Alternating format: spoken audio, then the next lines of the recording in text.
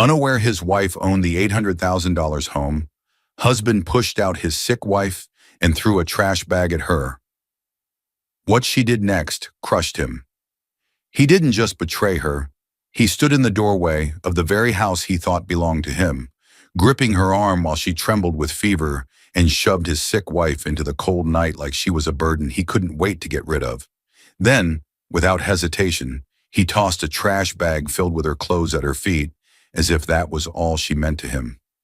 That same night, Emily Carter, weak, coughing, barely able to stand, was left shaking on the porch he forced her onto, all while her husband Andrew stood inside scrolling through messages from another woman. Messages that told him to make space, to get rid of the dead weight, to prove he was ready for a new life. He thought he was choosing freedom. He thought the house was his. He thought Emily had nowhere else to go. What he didn't know, what he never bothered to ask, was that the $800,000 home he just kicked her out of had belonged to Emily long before he entered her life. That upstairs, inside a wooden box her parents left her, was the deed with her name printed in bold letters. And later, on a tiny USB drive she tucked beside it, she would store security footage, time-stamped and clear, showing every second of what he did to her. Andrew believed he had all the power. He believed he had won. He believed Emily would break quietly.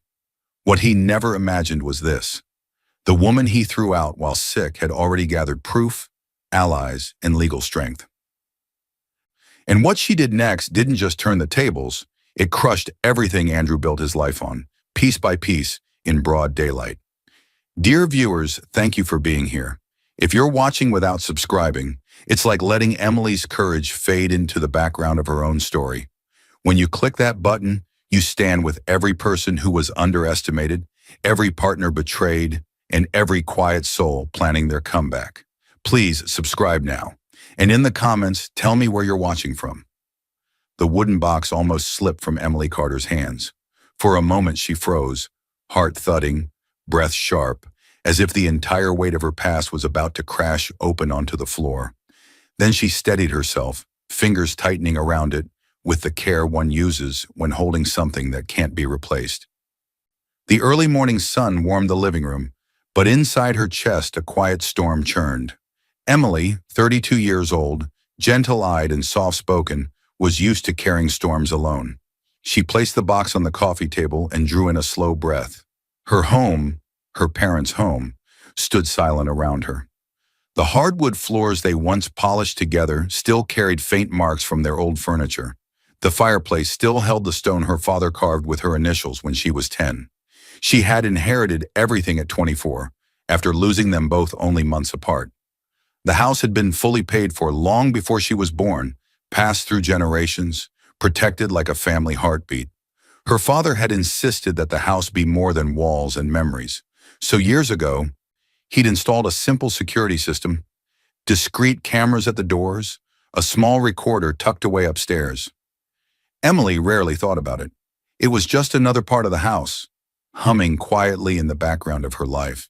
And she never told anyone, not fully, not even Andrew. The framed picture in her hand trembled slightly. It was a photo of her parents taken on the front porch, laughing, holding cups of lemonade. She lifted it toward the wall, adjusting it with both hands, wanting it perfectly straight.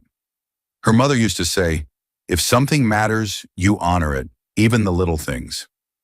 Emily lived by that, even when no one noticed, especially when no one noticed. She stepped back and studied the picture, her expression softening into something warm and sad at the same time. She knew most people would cling to an $800,000 home like a trophy, brag about it, wave it in people's faces to gain respect. But Emily wasn't built that way. She believed love was shown through action, not assets. She wanted her marriage to Andrew to stand on trust, not on the value of the land it sat on. So she kept the ownership quiet. She kept the deed locked inside the wooden box her father carved for her and sealed on her 21st birthday. A box he told her she would open only when she truly needed strength. Her thumb brushed the lid, lingering over the grain. Inside lay her past, her security, her proof. Beneath the folded documents rested a slim USB drive her father once used to back up important files from the security system. a small, ordinary object that had quietly sat there for years, waiting. Emily barely remembered the last time she touched it. To her, it was just another reminder of how carefully her parents planned for her future. But she rarely touched any of it. She didn't want it to define her life. She wanted love to do that, even when that belief made her blind. Emily exhaled and reached for the small brass key on the table.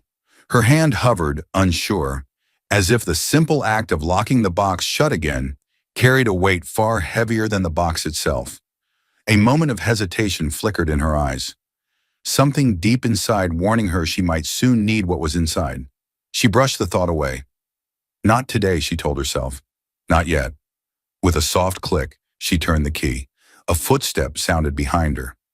Andrew Carter, 35, her husband of 4 years, strolled into the living room wearing his usual half-awake expression, tall, charismatic, the kind of man who knew how to charm people with easy smiles. Yet lately his smiles rarely reached his eyes. He wasn't cruel, not openly, but he carried a simmering frustration beneath the surface, something restless, something hungry for a life he believed he deserved, but hadn't earned. Andrew had moved into this house after they married. He never signed a mortgage, there wasn't one, but he'd always spoken about their place as if paperwork didn't matter. Over time, Emily let him. It felt kinder than correcting him. Emily knew he struggled with financial pressures. His job in sales was unstable. Commissions up 1 month, down the next. She carried most of the household cost, quietly covering bills he forgot about, loans he didn't want to face, repairs he promised to handle later. She never complained. She wanted their home to feel peaceful. Andrew glanced at the wooden box on the table. "What's in that thing anyway?" he asked, not unkindly, but with a rough edge that hadn't been there years ago. Emily's heart tightened. "Just family things." She didn't lie. She just didn't explain. He shrugged, uninterested, already distracted by his phone buzzing. He didn't notice her stiffen. He didn't notice her step slightly in front of the box, almost shielding it. He didn't notice how her hand shook when she lifted it away. "Whatever," he said, tapping out a message. "I'll be in the kitchen. Got a few things to sort before work." He walked off. His phone lit up again. Emily stared after him for a long moment. A strange tug twisted in her stomach, an uneasiness she couldn't name. She had always trusted easily, given freely, loved without measuring. But something was changing. She could feel it, even if she couldn't see it yet. Her gaze drifted back to the box. The things inside it had saved her once, when she was a grieving 24-year-old with nowhere else to turn. They might have to save her again. She touched the lid one more time, fingertips gentle, almost trembling.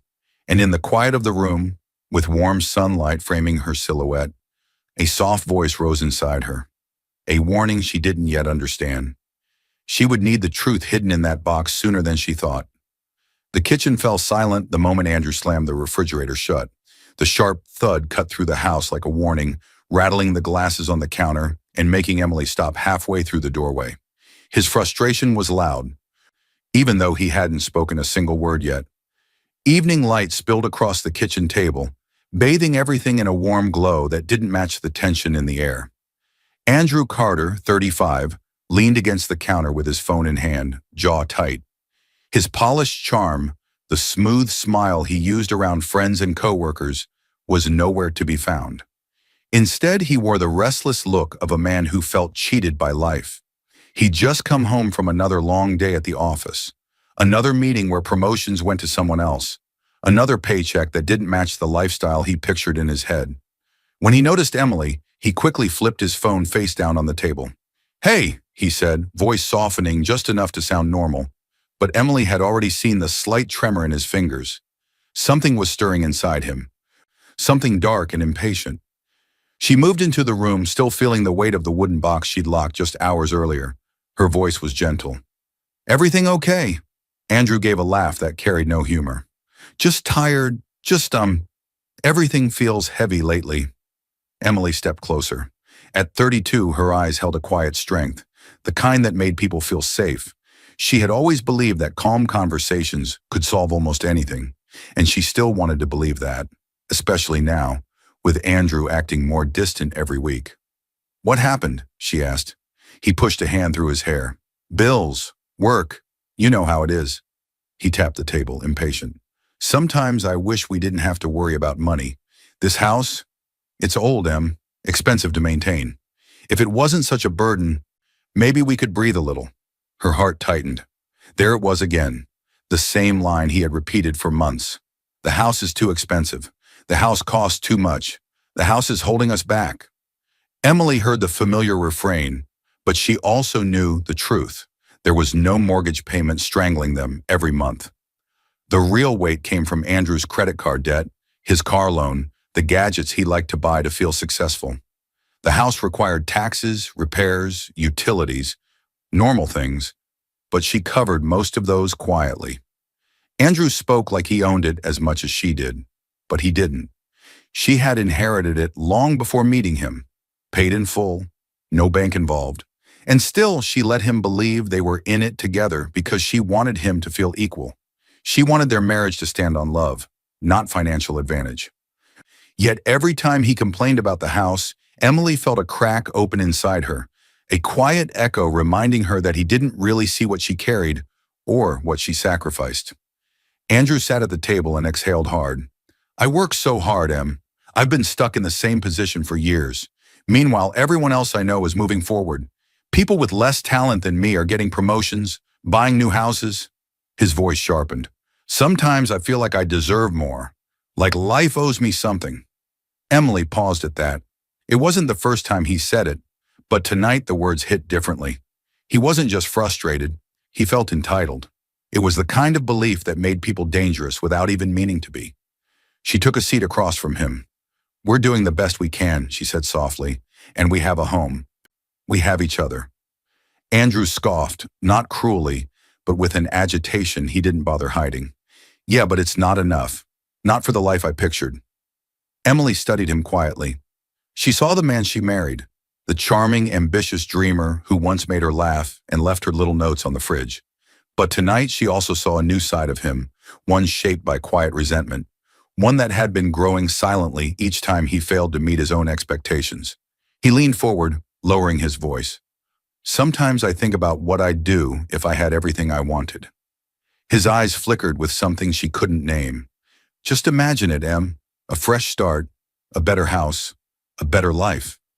Emily's breath caught. Something inside her, instinct or fear, urged her to ask a question she'd never dared to ask before.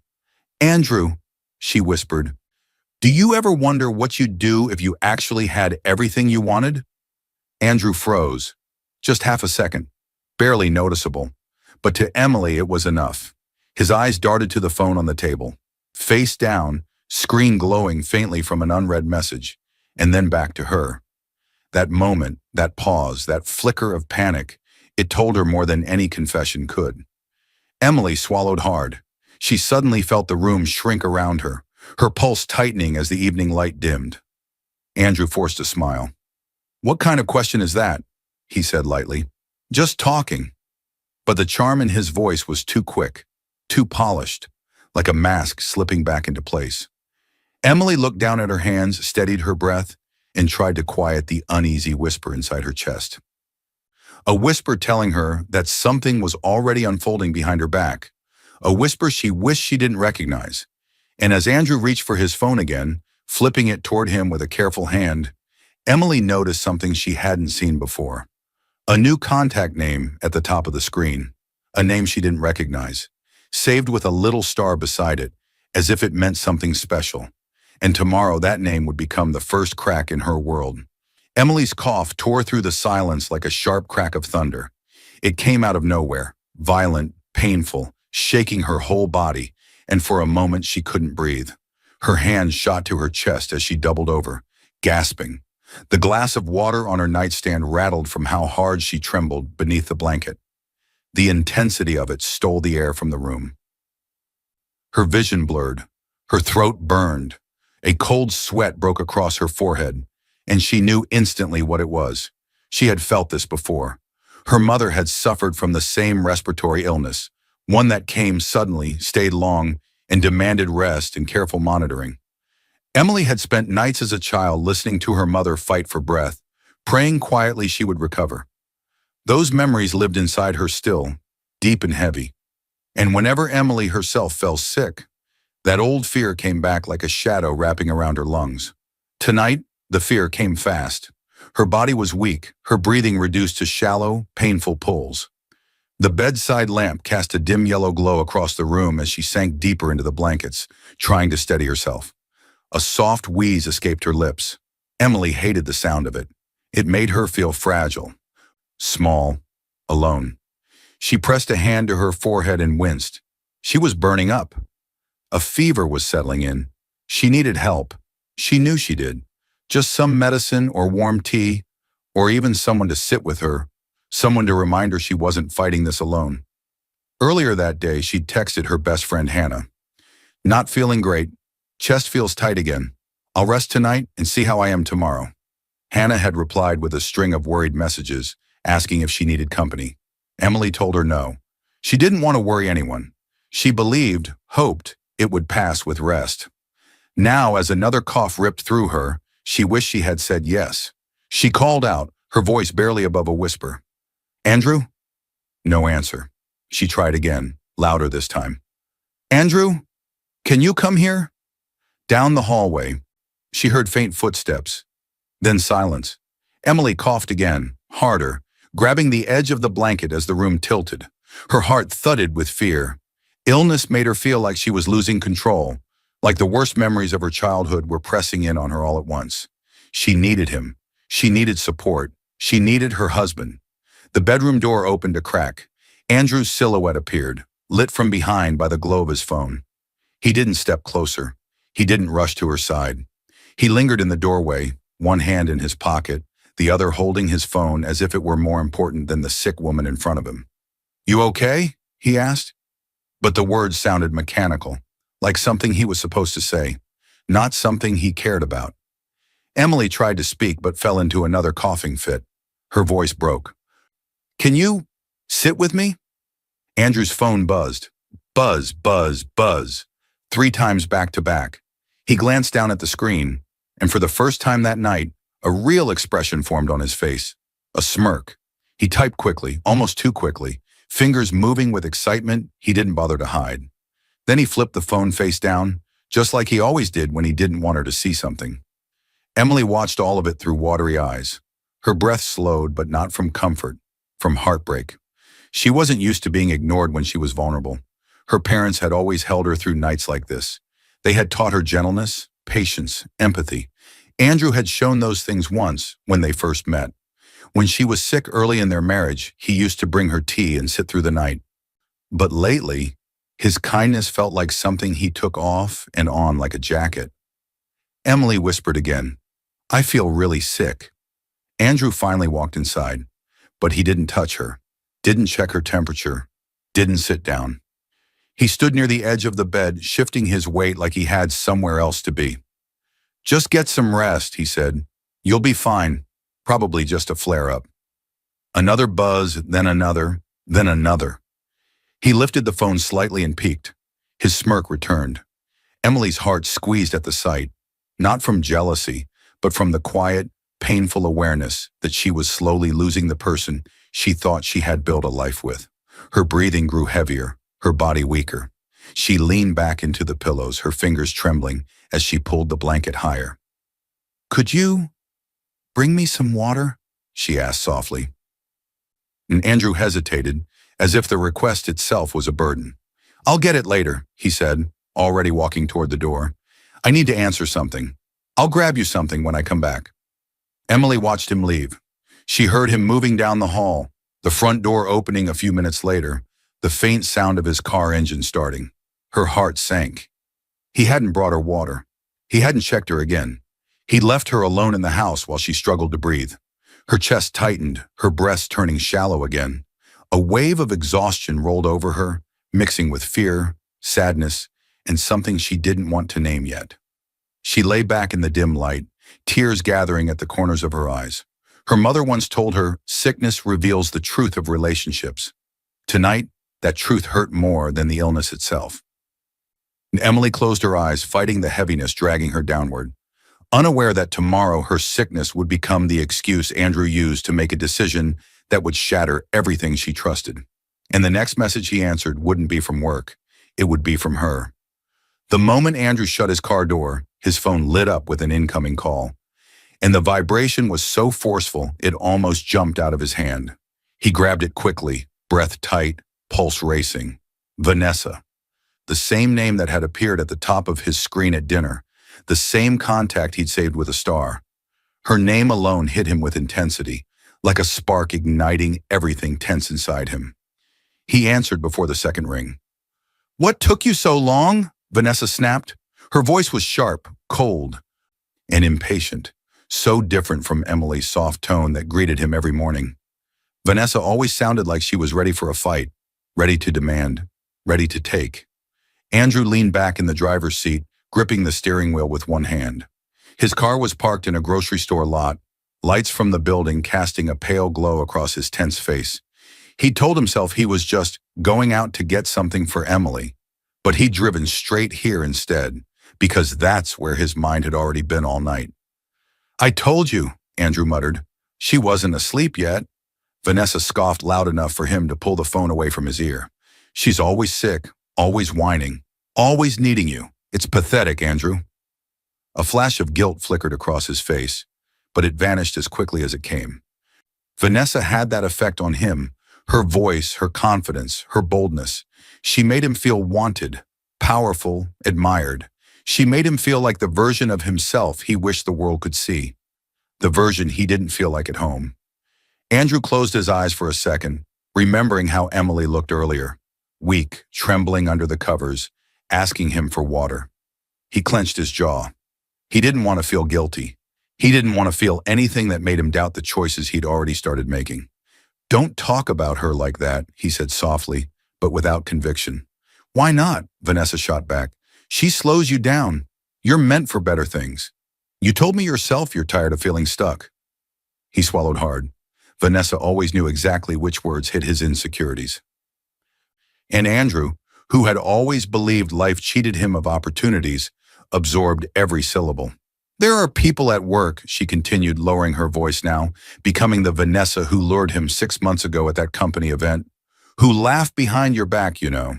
They say you'll never move up, that you're wasting your potential in that old house, playing nurse to a woman who drains you." Andrew's hand tightened around the steering wheel. He remembered that night 6 months ago at a work celebration when she flirted with him for the first time. She was bold, confident, dangerous. She told him she saw greatness in him. She slipped him her number, and he didn't delete it. He liked the way it felt. Her attention had wrapped around him like a warm rope. Vanessa sighed into the phone. "Andrew, you know I'm right. You're drowning where you are. And that house, her house, keeps pulling you down." He stiffened. "It's our house." "Is it?" she asked slowly, a mocking note sliding into her voice. "Please, she's soft. You're strong. She needs you to survive. You don't need her." Andrew leaned forward, elbows on the steering wheel, breathing heavily. The heat from the phone warmed his cheek, but it wasn't comforting. It felt like pressure, mounting, pushing, suffocating. "And I want you to have more," Vanessa continued. "I want to build a life with you, but I can't do that until you make space." Her words settled like stones in his chest. "Make space?" "Vanessa," he whispered, rubbing his forehead. "It's not that simple. We've got stuff, bills, the house. It's not like I can just walk away." "It is," she said firmly. "You keep saying you want a better life. Then start acting like it." He closed his eyes again, a storm swirling behind them. Vanessa lowered her voice even more. "If you loved me, Andrew, you'd stop living in her house." His heart slammed hard against his ribs. Her house. The words were sharp, cutting straight through him. Vanessa didn't know the truth, that the house wasn't shared, wasn't half his, wasn't something he had any legal claim to. She didn't know Emily inherited it long before he came into her life. And if Andrew was being honest, part of him didn't want her to know. Because admitting the house wasn't his would make him feel small again, powerless, dependent, everything he hated feeling. Vanessa's voice sliced through the silence. "Andrew, are you there?" He swallowed, throat dry. "Yeah. Good." She exhaled sharply. Then do what needs to be done. I'm not waiting forever. Andrew stared through the windshield at nothing, his reflection staring back at him like a stranger. His face was flushed, tense, conflicted. He knew Vanessa's demands were dangerous, selfish, manipulative. But her voice whispered to every insecure, greedy, frustrated part of him. Every part that wanted Emily's quiet world to stop holding him down. Andrew, Vanessa said softly, prove to me you're serious. His hand shook, and in the dim lot, with his phone glowing in his palm, a decision began to form. One he would pretend was forced on him, but one that had been building for months. A decision that would break everything. Back at home, Emily coughed in her sleep, unaware that tomorrow, her weakest moment would be the one Vanessa used to push Andrew over the edge. Emily barely had time to steady herself before Andrew burst through the front door. The impact reverberated through the house, shaking the frame as if a storm had slammed into it. Emily, still pale and trembling from her illness, clutched her glass of water so tightly it nearly slipped from her hands. Her heart jumped into her throat. Andrew's steps thundered across the floor, fast, angry, fueled by something she couldn't name. Andrew, she whispered, voice thin. What happened? Did you get my medicine? He didn't answer. He didn't even look at her. He stormed through the living room with a kind of rage she had never seen in him. His face was flushed with frustration, his breathing sharp, his fists clenching and unclenching like he had spent the entire drive trying to hold himself together and lost. Emily took a shaky step forward. I just needed help getting my medicine. Enough, he snapped, turning on her so abruptly she flinched. Enough, Emily. The harsh hallway light poured over them, making her look even smaller, her skin pale and damp from fever. She was still in her sleep shirt and thin leggings, socks barely gripping the floor. She tried to hold the glass steady, but her fingers trembled so badly the water rippled. I'm sick, she whispered. You're always sick, Andrew's voice exploded, echoing off the walls. Always weak, always needing something. I can't do this anymore.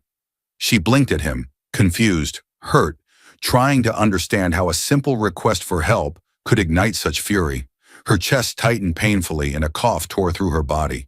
She bent forward, wincing, barely able to catch her breath, but Andrew didn't move toward her. He didn't steady her. He didn't comfort her. He stood there, breathing hard, replaying Vanessa's words in his mind. If you loved me, you'd stop living in her house. Make space. She holds you down. She keeps you stuck. Pressure, threat, ultimatum. Vanessa had made it clear, if he didn't act now, she was gone. And Andrew, terrified of losing the only person who fed his ego and made him feel powerful, convinced himself there was no time left to think. Tonight had to be the night he proved his loyalty to Vanessa. Andrew, Emily whispered between coughs, why are you acting like this? He ignored the softness in her voice, ignored the fear in her eyes, ignored the years she supported him silently.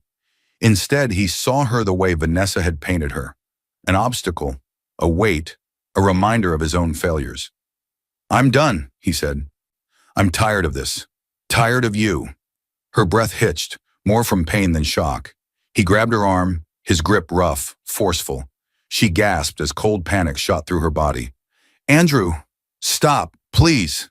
She coughed again, her whole frame shaking, but he dragged her toward the front door. You need to leave, he said through clenched teeth. I can't take this anymore. I can't stay stuck here with you like this. Her feet struggled to keep up, her legs weak from fever. She felt like she was floating, her mind spinning from fear and illness. Please, she cried. I can't even stand properly. Just sit with me. For a minute. We can call a doctor. He yanked the door open. Cold night air rushed in, slapping her face and making her cough even harder. Her body jerked as another wave of pain hit her chest. Andrew, please, she begged, tears forming. Don't do this. But he didn't soften. He didn't hesitate. Before waking her fully earlier, he'd already gone into the bedroom closet, taking handfuls of her clothes and stuffing them into a trash bag. Shoes, sweaters, whatever his hands landed on. He'd done it quickly, his mind set on one goal, clear space. Now he grabbed that same trash bag, already packed, and tossed it at her feet. Clothes spilled out across the porch. Take your stuff and go, he said, voice icy. I'm done. Emily stared at the bag, realization hitting her like a blow. He planned this. Before she even asked for help, before he ever looked at how sick she really was tonight, he had been preparing to throw her out. Another cough shook her entire body, and she collapsed to her knees, clutching the railing for support. Tears streamed down her cheeks, mixing with sweat from her fever. Andrew, she whispered, voice breaking. I don't understand. I don't care anymore, he said flatly. Her heart fractured at the words. He stepped back inside and, with one last look that wasn't really a look at all, slammed the door shut in her face. The echo rang through her bones. On the other side, she heard the deadbolt slide. The same lock that once made her feel safe now sealed her out of her own home. She curled forward, trembling violently, her breath shallow and ragged. She didn't even have the strength to stand. Her limbs felt numb, her vision blurred, the world spinning in painful swirls. Her phone sat on the entryway table inside, where she'd left it earlier to charge. Only a few feet away, but completely out of reach. The porch felt colder by the second. And then, quiet.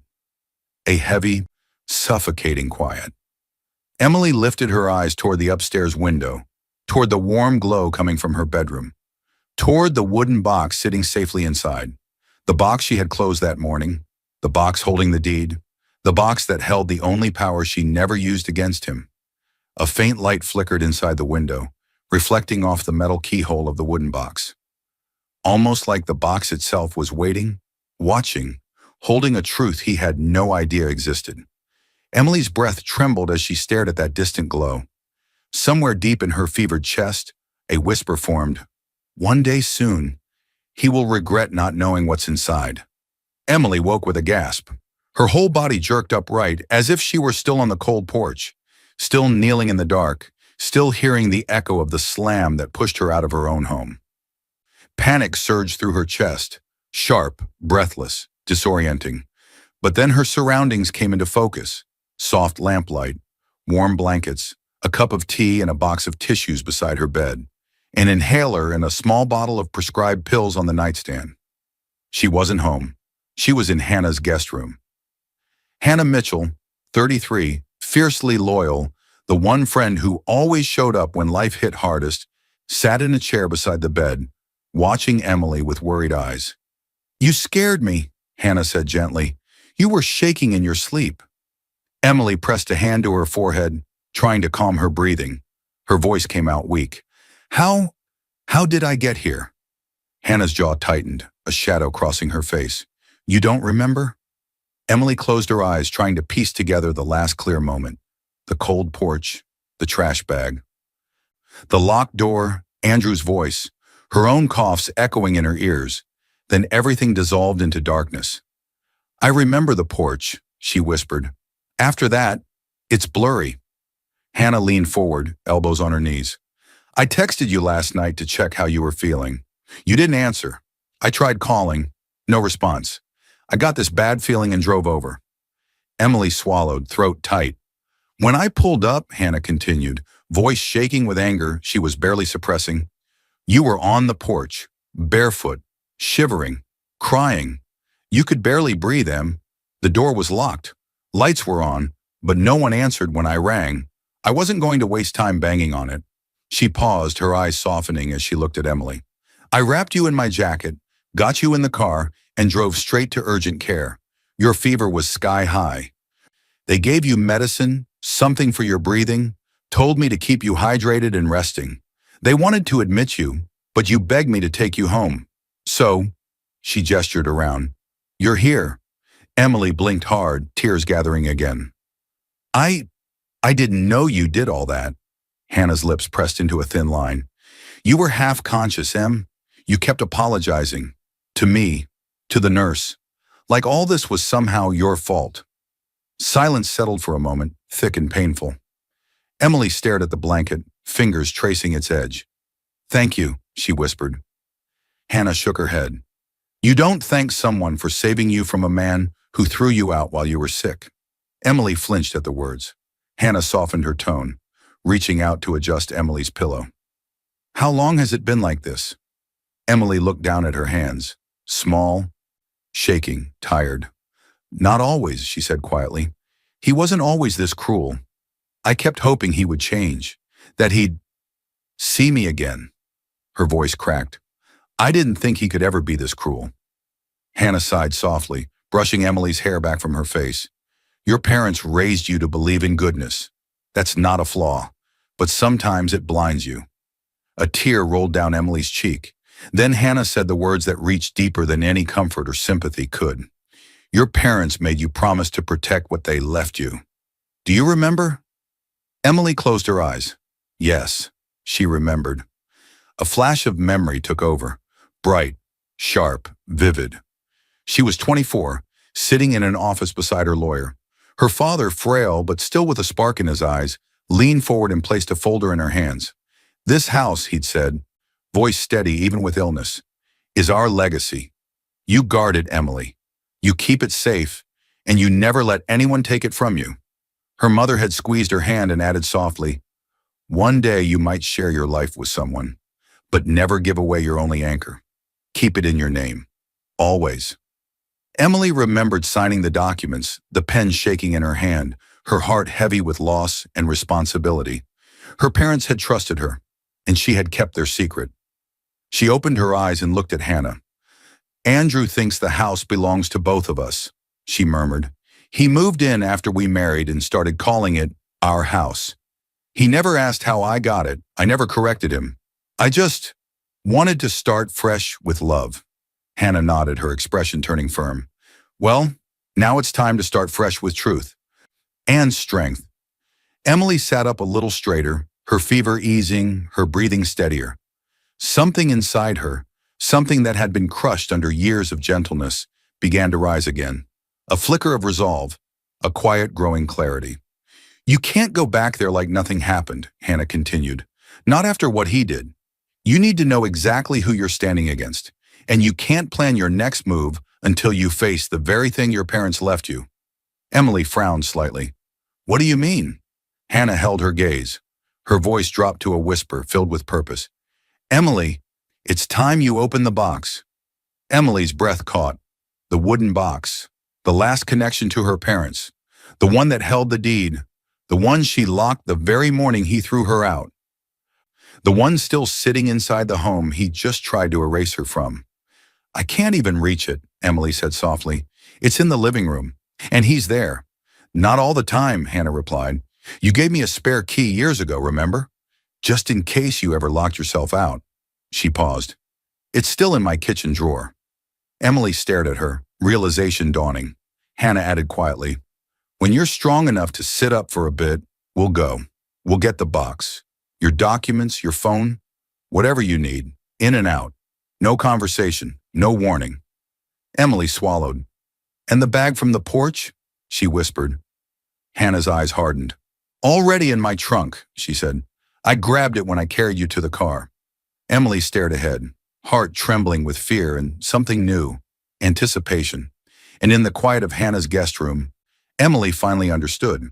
The box wasn't just her past. It was the key to everything that would come next. The wooden box hit the dining table with a force that startled even Emily. The sound echoed through Hannah's home, sharp, final, decisive, so unlike the quiet, gentle way Emily usually moved.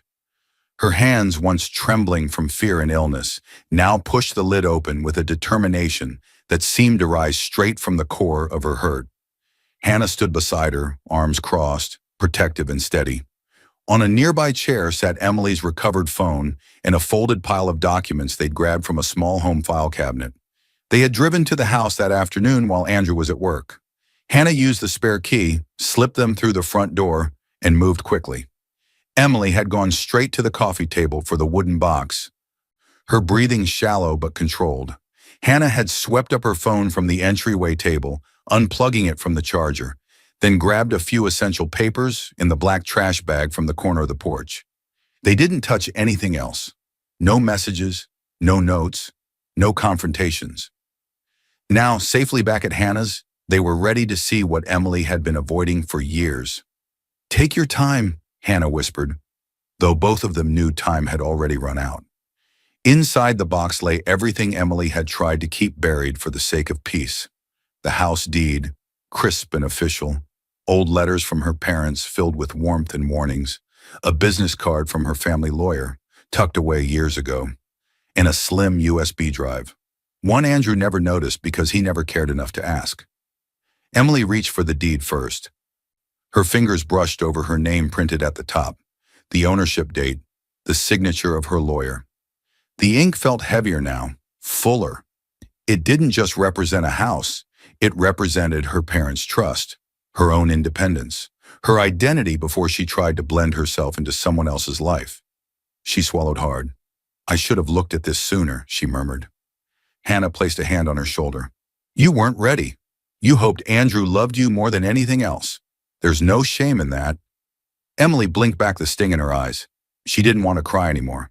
Not from fear, not from betrayal. She forced a deep breath and reached for the USB drive. "We need to see what's on this," she said. Hannah nodded. She brought her laptop to the table, set it down, and together they connected the drive. The screen lit up, showing folders Emily hadn't opened in years. Security software, backups, time-stamped clips from the front door camera her father had installed. Emily had forgotten that her father had set the system to automatically back up key footage onto the drive once a month. She'd never needed to look until now. Hannah opened the security program, and Emily clicked on the most recent files. Footage filled the screen. Her own front porch, her pale body kneeling, Andrew's hands shoving her out, the trash bag landing beside her, her collapsing, coughing, begging, the door slamming.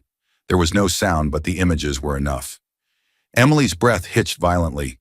She reached a hand to her chest as if she could hold her heart together with her palm alone. Seeing it from the outside, seeing herself so weak, seeing Andrew so cold, felt like living the tragedy all over again. Hannah clenched her jaw. "He did this to you," she said quietly, "and now you have proof." Emily nodded slowly, eyes fixed on the screen. Proof. Proof she never wanted. Proof she never asked for. Proof she now desperately needed. Hannah clicked export, and together they saved the key clips onto the USB drive in a new folder labeled with the date. Concrete, organized, undeniable. "Next," Hannah said softly, "we check your messages." Emily handed over her phone with shaky fingers, and Hannah connected it to the laptop. Text logs appeared instantly. Hannah clicked through, searching for the hours leading up to the night of the betrayal. There it was. Emily's messages to Andrew. "Can you come home? I can't breathe well. Please, I need help." Messages that went unanswered. But Andrew's own phone, caught in the reflection of the footage, had buzzed nonstop. Hannah opened the synced screenshots Emily had saved months ago when she'd first felt something was off, back when she didn't yet know what she was looking at. Conversations, notifications, a familiar contact name. Vanessa. Hannah pulled up a more recent backup from Emily's cloud, showing a few screenshots taken when Emily accidentally glimpsed his lock screen in the past weeks. The same name, the same star beside it. Together, they saw Vanessa's messages that night, synced from Andrew's earlier cloud link Emily once helped him set up and never thought about again. "Are you doing it? She's dead weight. Make space. Stop living in her house. If you want me, prove it." Emily felt something inside her grow still. Very still. It wasn't shock. It wasn't panic. It wasn't even heartbreak. It was clarity. The kind that arrives when a person finally sees everything they ignored, everything they forgave, everything they tried to explain away. Emily sat straighter. Her breathing steadied. Her hands, once trembling, rested flat and firm against the table. "Are you ready?" Hannah asked softly. Emily reached for the business card in the box. Her lawyer's name, Robert Lane, looked back at her. He had been her parents' trusted attorney, the one who handled the house transfer, the one who reminded her years ago to keep records safe. She dialed the number. It rang once, twice. Then a steady voice answered. "This is Robert Lane." Emily swallowed. "It's Emily. I need help." Robert's tone sharpened. "Tell me everything." She did. Every detail, every truth, every piece of evidence that now lay across the dining table. The deed, the footage, the messages, the night on the porch. When she finished, there was a long, heavy silence on the other end. Then, "Emily," Robert said quietly, "this is more than enough for an emergency order. Are you ready to end this?" Emily looked down at her hands. They were no longer shaking. Her voice was calm, steady, transformed. "Yes," she whispered, "I am." And far away in the house he thought he owned, Andrew was about to feel the first shift in the ground beneath him, a shift he would never see coming. 3 days later, Andrew yanked open the front door so hard it slammed against the wall. He stepped outside wearing nothing but boxers in frustration. Clutching a steaming mug of coffee, he nearly sloshed onto his chest. His hair was messy, his eyes half open, his face twisted in irritation. Someone had been pounding on the door like the place was on fire. "What?" he barked. But the moment he saw who stood on the porch, the sound died in his throat. An officer, a process server, and Emily, standing tall, steady, and silent. At her side stood a suited man, calm and composed. Robert Lane, her family lawyer. For a split second, Andrew forgot how to breathe. What is this?" he muttered, tightening his grip on his coffee. Before he could take a step back, the officer raised a sealed envelope. "Are you Andrew Carter?"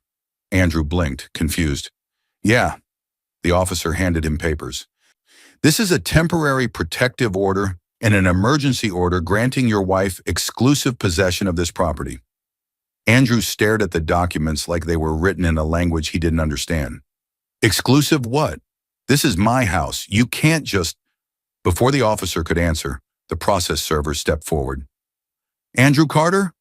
"I already said yes," Andrew snapped. "You've been served," the server replied, handing him another stack, thicker, heavier. Divorce papers, summons for a full hearing, details of the evidence attached. Andrew staggered back a step.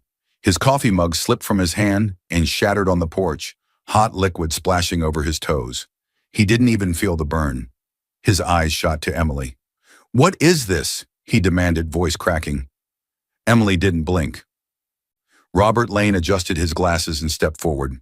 "Mr. Carter, you are hereby notified that the property you are standing on belongs solely to my client, Emily Carter. The title is in her name alone. Based on your actions and the evidence submitted, a judge has granted her temporary exclusive occupancy. You are ordered to vacate the property within 48 hours. Andrew laughed, loud, shaky, desperate. "This is ridiculous. We both live here. It's our house." Robert shook his head slowly. "No, sir. Legally, it never was." He pulled a copy of the deed from his folder and held it up briefly. Andrew's eyes caught his wife's name, hers alone. Emily looked at Andrew, her face calm, too calm. A kind of calm that comes after the breaking, a silence sharp enough to cut. Andrew's jaw dropped. "Emily, you never told me you owned the house." She held his gaze. "You never asked." He felt sick, like the ground was tilting beneath him, like the world he built inside this house was suddenly slipping away piece by piece. "You can't do this," he said, voice rising. "Emily, come on. We can talk about this." "No," Robert said firmly. "This isn't a discussion. This is a court order. You have 48 hours to remove your belongings and vacate the property. After that, any attempt to re-enter without permission will be considered trespassing and a violation of the protective order." Andrew's face reddened. "You're kicking me out? Over one argument? You're overreacting." "One argument?" Robert repeated, raising a brow. Emily reached into her folder and handed Robert the USB drive. "I have footage," she said softly, "of everything." Andrew froze. Footage. His face drained of color. The officer exchanged a glance with the lawyer. Robert continued, voice clear and sharp. "Security footage from the front porch showing you physically forcing your wife outside while she was visibly ill, discarding her belongings in a trash bag, and locking her out. We also submitted her medical report from that night, as well as records of your communications with another woman, Vanessa, and your failure to respond when your wife texted for help." Andrew's breath came faster, bordering on a panic. "You went through my phone?" he shouted. "That's illegal. You can't just—" "You synced your own accounts to shared devices, Mr. Carter," Robert replied coolly. But that's for the judge to address, not for this doorstep. Andrew looked between them, panic rising like a tide. This is crazy, Emily. I was stressed. I wasn't thinking. You were sick. I didn't know what to do. You knew, Emily said quietly. You just didn't care. He flinched. Her voice wasn't loud. It wasn't angry. It was something worse. It was done. He took a step toward her. Emily, please, let me explain. Robert moved between them instantly. Sir, do not approach my client. Any attempt to contact her directly will be considered a violation of the protective order. You will have the opportunity to explain yourself in court. Andrew threw up his hands. Emily, please listen to me. Emily's expression remained unchanged. The softness he once took for granted was gone. Her eyes were steady, cold, unshakable. Explain it to the judge, she said. Her words fell like a gavel. Andrew stood frozen on the porch, papers slipping from his grasp, scattering across the ground like broken pieces of the life he never appreciated. His breath came fast, shallow, wild. Emily turned without another glance and walked toward Hannah's waiting car. Andrew's voice cracked behind her. Emily, don't leave. Don't do this. But she kept walking. She didn't look back. And just before she reached the car, something inside her whispered. The courtroom would reveal even more than he expected. A week later, Andrew slammed the courthouse bathroom door so hard the mirror rattled. His reflection stared back at him, sweaty, red-eyed, wild. He looked nothing like the charming, confident man he used to present to the world. His chest heaved as he clutched a stack of court documents against him, the crumpled papers damp from his shaking hands. He sank to the floor, his back hitting the cold wall. A grown man crumbling in a courthouse bathroom. That was the intensity of his downfall. Outside the door, he could still hear voices echoing from the corridor. Whispers, murmurs, pity mixed with disgust. Everyone in that courtroom had seen at least part of the footage. They'd watched the silent video of him dragging a sick woman, his wife, out into the night. They'd seen the trash bag, the door slam, the way he'd turned his back without a second thought. Every step he took in that courtroom earlier felt like walking through fire. He sat stiffly while Emily remained calm beside her lawyer. The judge had watched the video, listened to testimony, reviewed the deed and the financial records. When the judge denied him any share of the house, declaring it separate property, inherited solely in Emily's name, Andrew felt his world cave in. When the court ordered him responsible for the credit card debt he'd run up in his name, and acknowledged Emily's documented payments as contributions he had to pay back or cover on his own, his stomach twisted in shame and disbelief. And the worst part? He had no one left to pretend he was the victim. He wiped his face with shaking hands and pushed himself off the floor. When he stepped back into the hallway, people stared. Some whispered. Some looked away quickly. He caught pieces of their muttered conversations. That's the one who pushed his sick wife out. I saw the video. Unbelievable. His wife owned the whole house. He tried to claim half. But the line that hit hardest came from two strangers near the exit. I heard his girlfriend dumped him after the video got around. His breath hitched at that. Vanessa. He swallowed hard. He had left the courthouse earlier during a short recess to call her. Desperate, panicked, needing someone to tell him he wasn't a complete failure.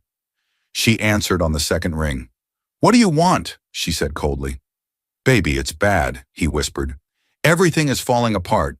She's kicking me out. The judge just... I have nowhere to go. Andrew, she interrupted. I told you to leave her. I didn't tell you to get caught abusing her. I didn't, he stammered. Oh, please, she snapped. Everyone at your job saw the footage. Someone from the office group chat sent it to me. My friends have seen it too. I can't be tied to this. You're bad for my image. His heart dropped into his stomach. Vanessa, don't do this. He could barely breathe. I did everything for you. No, she replied flatly. You tried, and you failed. I'm not ruining my life for yours. Then she hung up. No explanation. No sympathy. No goodbye. Just silence. A silence that echoed now in the courthouse as he stumbled toward the exit.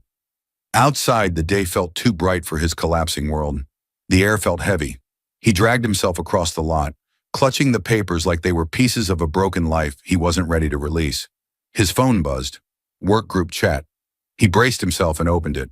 Screenshots, messages, people laughing.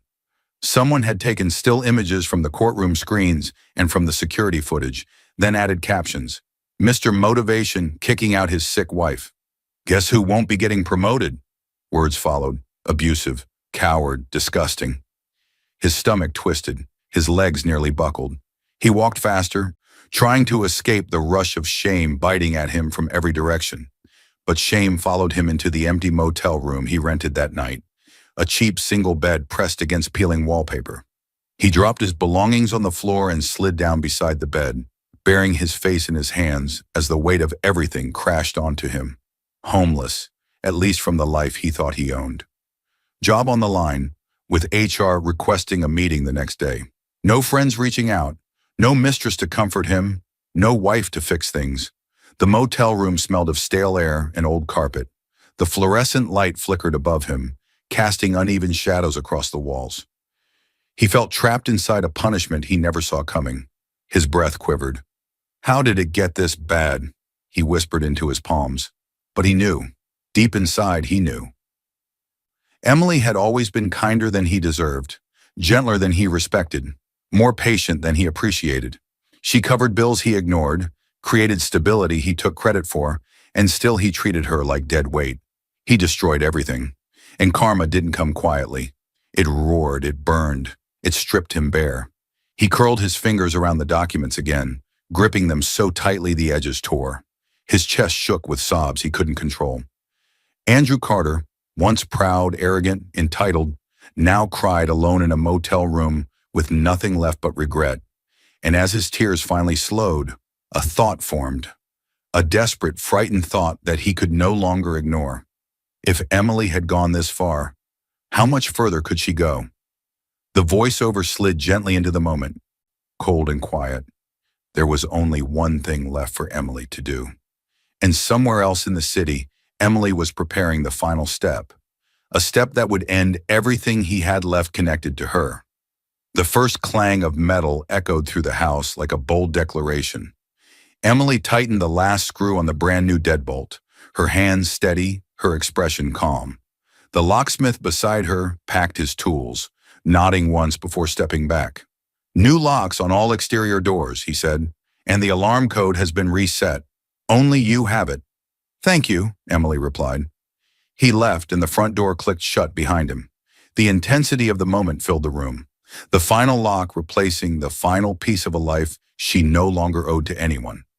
She stood back and looked at the front door, now secured with upgraded locks, new alarm sensors, and a fresh code. No trace of the past remained in the way it opened or closed. No trace of him. The house felt different now, lighter, cleaner, peaceful. Sunlight streamed softly across the polished floors, illuminating the same living room where Emily once adjusted her parents' photo with trembling hands. The same room where quiet devotion lived. The same room where she once believed love alone could hold a marriage together. She walked to the center of the room and sat in the exact spot where she had stood that morning with the wooden box, afraid to open it. Her posture was straight now, her breathing calm. Except now there was no hidden tension beneath her ribs.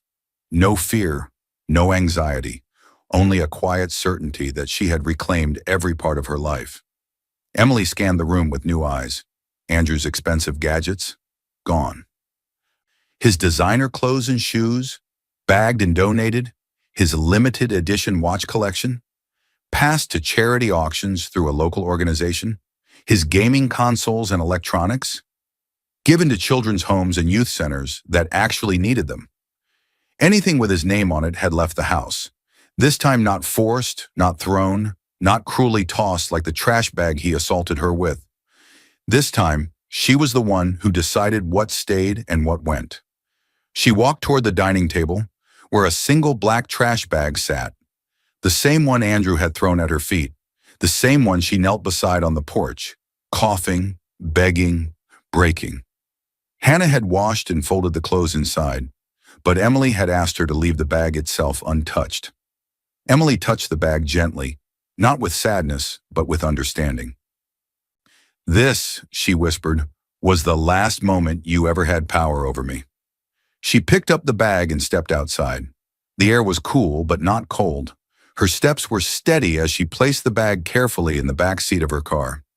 This was her final symbolic act. Not revenge, not cruelty. Closure. She drove to the courthouse where Andrew had fallen apart just days before. She parked, stepped out, and carried the bag to the front steps. Emily set it down, straightened the tag she had attached to it, and whispered the only words she needed. Return to sender. On the tag, in simple, neat handwriting, were the words, "For Andrew, everything you tried to throw away." She didn't wait for anyone to see. She didn't need an audience. This wasn't a spectacle. This was healing. When she returned home, the house greeted her like a place reborn. She walked inside, closed the door behind her, and went to the wooden box resting on the coffee table. The same wooden box she had locked the morning before everything changed. The same one that had fueled her courage in court. Emily ran her fingers across the grain. Soft, warm, familiar. She lifted the lid one last time. Inside lay the deed, her parents' letters, the USB drive holding the exported footage, the business card that started it all, pieces of her strength, pieces of her past, pieces of the journey she had walked alone for far too long. She picked up the deed and pressed it gently to her heart, honoring everything her parents had taught her. Then she placed it back and closed the lid slowly, deliberately, with the finality of someone sealing a chapter that would never open again. A soft voice rose in the background, her own inner voice, wiser, stronger, transformed. Some people learn your worth when you stop giving them access to it. Emily locked the wooden box. For the last time, she put the key on the mantel beside her parents' picture, letting it shine under the warm light. Then she stood in the center of her renewed home, letting peace settle over her like a blanket. Her life was hers again, her voice, her choices, her future. But just as the quiet wrapped around her, a soft thought surfaced, a hint of one final thread left unpulled. The voiceover whispered, gentle yet deliberate, there was only one thing left for Emily to do. Not for Andrew, for herself, to live. The screen held for a beat, inviting curiosity, a breath of silence, a hint of possibility. Then the final closing message. I hope you enjoyed watching it as much as I enjoyed creating it. Like, share, and comment on the lessons you've learned. Let me know where you're watching from in the comments below. See you in my next video.